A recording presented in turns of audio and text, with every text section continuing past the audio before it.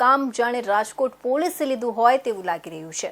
એ division police અને સોની વેપારીના ત્રાસથી કંટાળી વૃદ્ધે આપઘાત કરી જીવન ટૂંકાવતા ચકચાર મચી ગઈ હતી। ત્યારે સવાલ એ ઉઠે છે કે વૃદ્ધ પોલીસના હવાલા કાંડનો ભોગ બન્યા કે શું?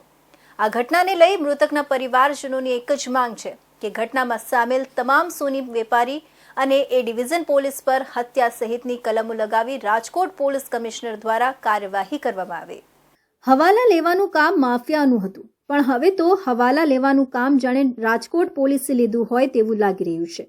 કારણ કે થોડા વર્ષ પહેલા પણ એક હવાલા કાંડ રાજકોટમાં થયું હતું, જે બાદ પોલીસ કક્ષાના ઉચ્ચ પોલીસ અધિકારીઓ તેમજ પીઆઈ, પીએસઆઈ અને પોલીસ કોન્સ્ટેબલ સહિતના લોકોને બદલી તેમજ ફરજ મુક્ત કરવા સુધીના પગલાં લેવામાં આવ્યા હતા।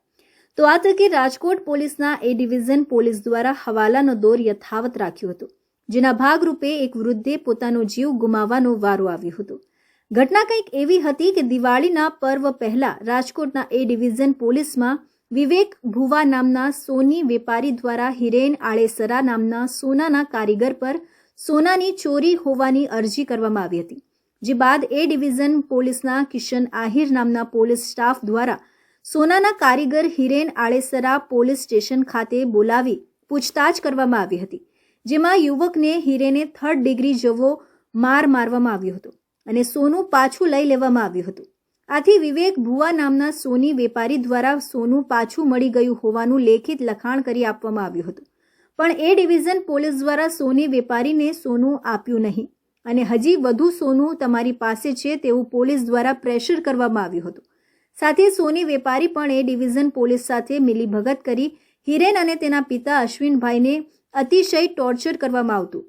ત્યારબાદ સોનું પરત આપવા છતાં સોની વેપારી દ્વારા સમાજમાં બદનામ કરી નાખવાની ધમકી આપતા અંતે કંટાળી સોનાના કારીગર હિરેન આળેસરાના પિતા અશ્વિનભાઈ આળેસરા દ્વારા લીંબડી ખાતે ઝેરી દવા પી આપઘાત કરવામાં આવ્યો હતો।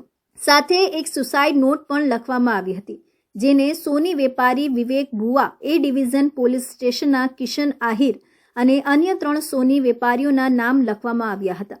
ત્યારબાદ સોની કારીગર હિરેન આળેસરા તેના પિતાનો મૃતદેહ લઈ રાજકોટના પેલેસ રોડ પાસે આવેલા ધ એમ્પાયર ખાતે આવેલા સોનાના શોરૂમે ચાલ્યો ગયો હતો, છતાં પણ એ ડિવિઝન પોલીસ દ્વારા કોઈ કાર્યવાહી કરવાને બદલે સોનાના કારીગર હિરેન આળેસરા ધમકાવવામાં આવ્યો હતો।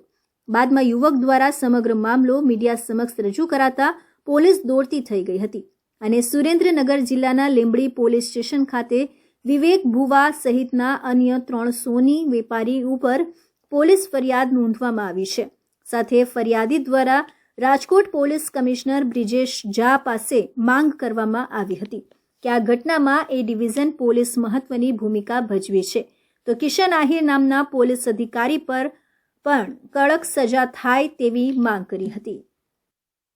રાજકોટ પોલીસનું હવાલા કાંડ ફરી ધગધગતું થયું છે। ત્યારે થોડા દિવસ પહેલા સોની વેપારીએ પોલીસના ત્રાસથી અને સોની જે માલિક છે શોરૂમના તેના ત્રાસથી આપઘાત કર્યો હતો, જે અત્યારે મુદ્દો ભારે ચર્ચામાં આવ્યો છે। ત્યારે આપણી સાથે ફરિયાદીના પુત્ર અને પરિવારજન છે, આપણે એમની સાથે વાત કરીશું।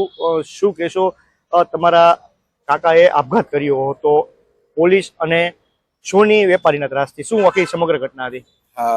મારું નામ તેજસ વિનોદભાઈ આડેસરા છે, રાજકોટ રહેવાસી। જે મારા કાકા અશ્વિનભાઈ આડેસરા છે તે મૃત્યુક વ્યક્તિ મારા કાકા થાય છે અને પોલીસ અને વેપારીના ત્રાસથી આપઘાત કરવાનો કિસ્સો એવો બન્યો કે પહેલા તો વેપારી જ વધારે ત્રાસ દેતા હતા અને વેપારી દ્વારા જ પોલીસને પોતાના શોરૂમે બોલાવી અને સમગ્ર માહિતી જણાવી અને પોલીસે પછી આમાં પોલીસ પછી ઇન્વોલ્વ થઈ।